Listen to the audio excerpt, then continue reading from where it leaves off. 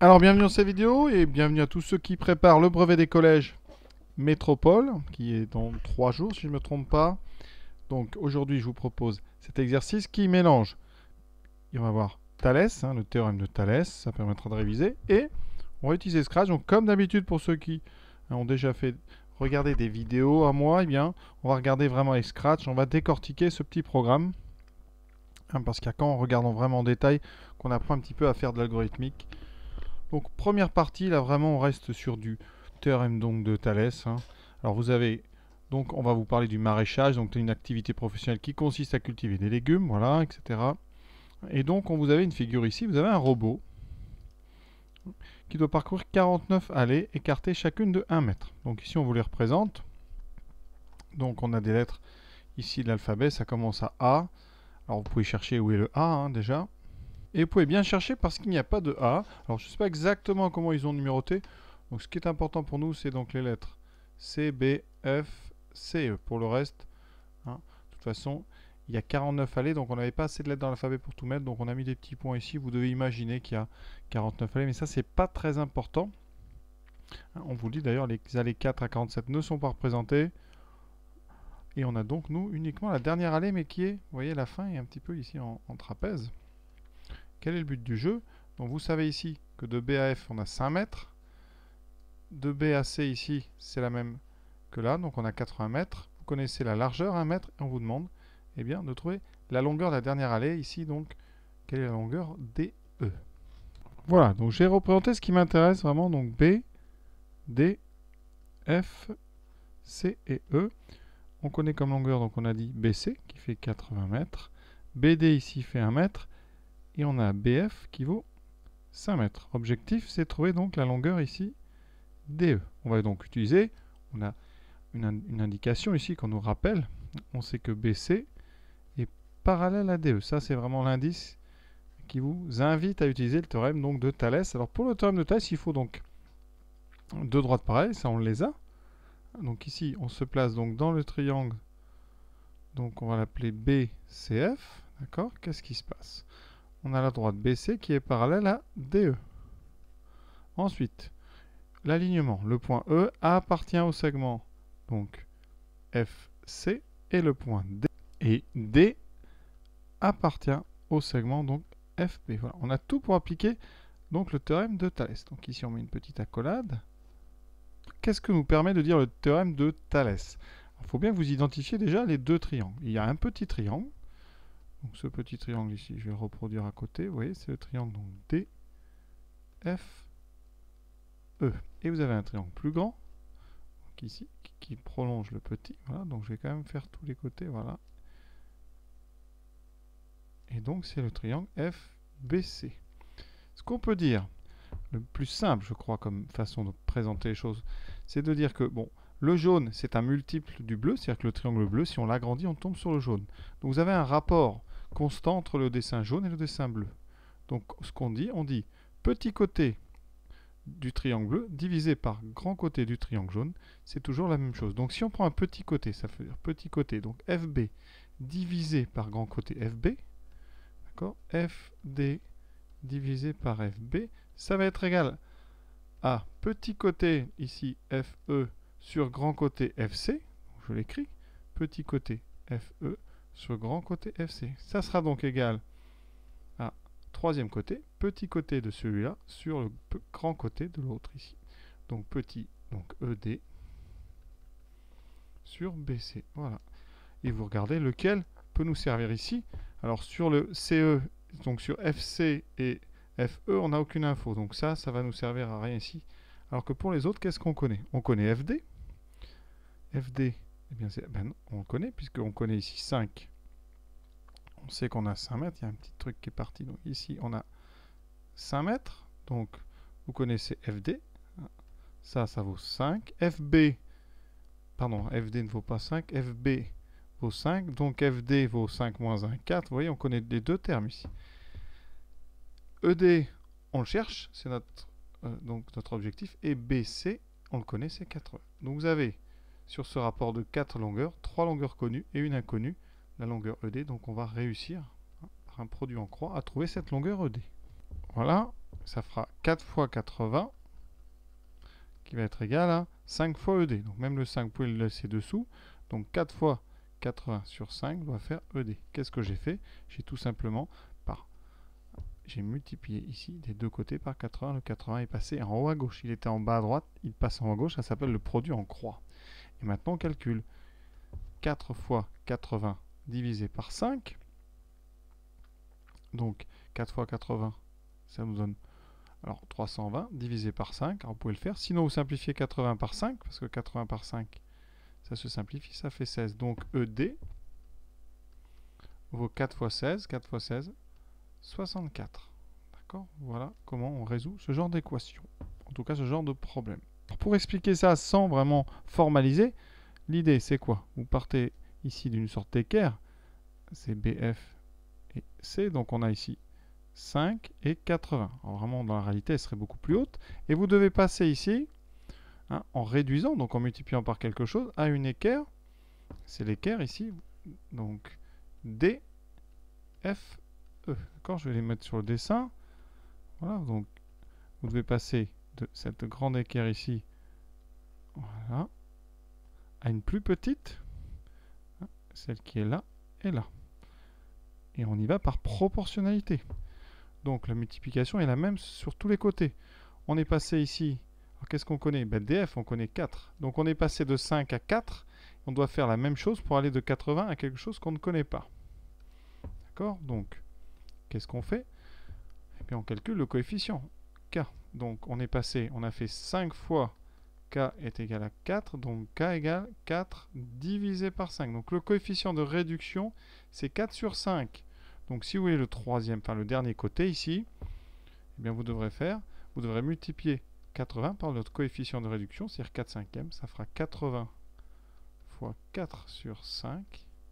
Et ça, si vous calculez, ça fait 64. D'accord? Voilà un petit peu ce qui est caché derrière l'idée du théorème de Thalès. C'est un coefficient, donc ici réducteur, on multiplie tout par 4 cinquièmes. Alors évidemment, c'est pas si simple que ça, d'accord?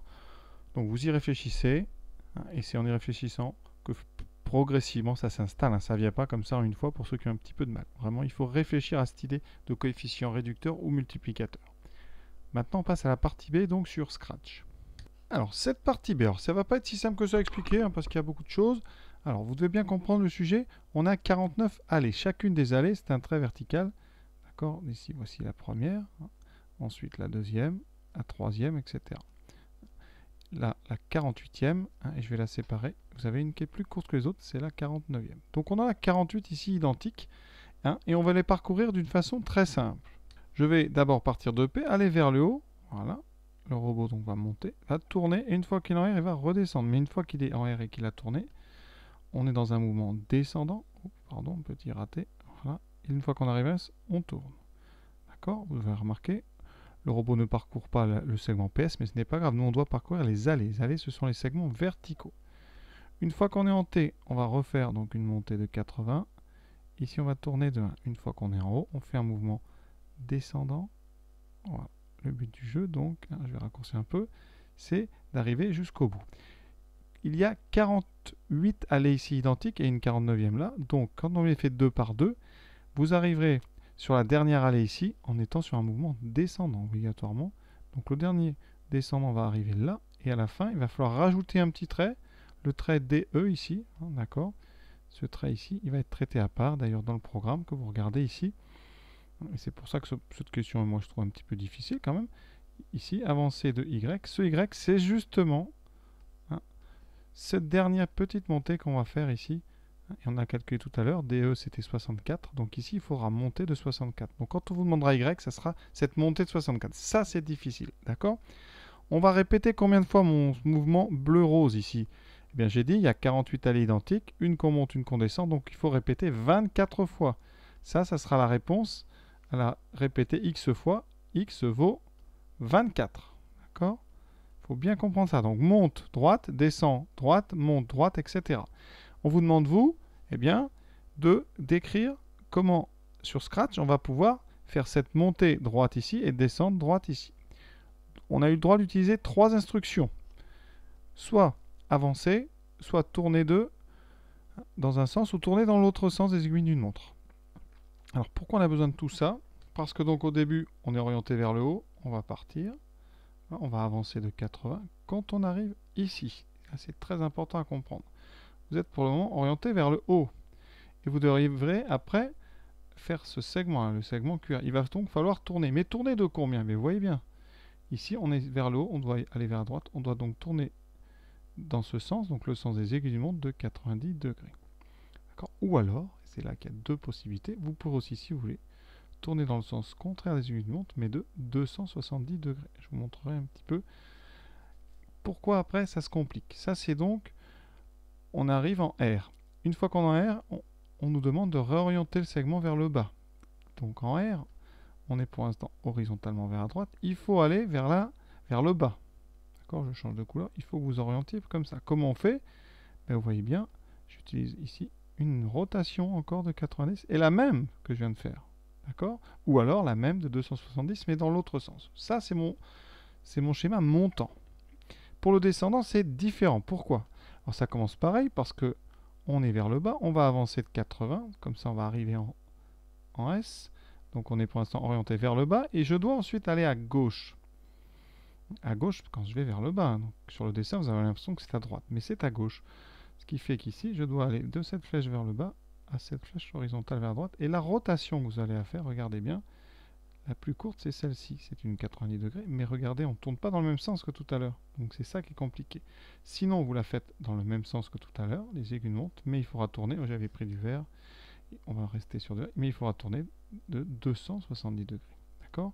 Une fois que vous êtes en T, eh bien, vous allez devoir réorienter vers le haut, et après, vous pouvez refaire un mouvement montant. Donc on fait mouvement montant, descendant, montant. Alors je vous montre tout de suite sur Scratch ce que ça donne, parce que c'est assez joli. Donc voici ce que j'ai déjà tapé pour ne pas perdre trop de temps. Alors sachez que les motifs, on les décrit dans le groupe bloc ici. D'accord, et qu'après on peut les utiliser en prenant cette huile. Ici j'ai rajouté 3 petites lignes pour pouvoir réinitialiser à chaque fois qu'on l'utilise, qui reviennent au centre et qui se orientent vers la droite. D'accord? Donc on décrit le programme. Au début, on oriente à 0, donc ça veut dire que le petit chat va aller donc vers le haut. Là pour l'instant, vous voyez, il est vers la droite, donc dès que j'appuie, il va s'orienter vers le haut. Ensuite, le stylo se met en position pour écrire dès qu'il avance. Et on va faire 24 fois montant-descendant, de façon à créer 48 allées. Et une fois qu'on a ça, je rajouterai le dernier petit segment. Donc pour l'instant, qu'est-ce que ça nous donne? Donc motif montant, j'avance, je monte de 80, après je tourne. J'avance de 1, je retourne. Et pareil, vous voyez bien que la différence, c'est que les deux flèches ici ne sont pas dans le même sens. Je suis parti. Voilà. Problème, eh bien, on voit rien, c'est trop petit.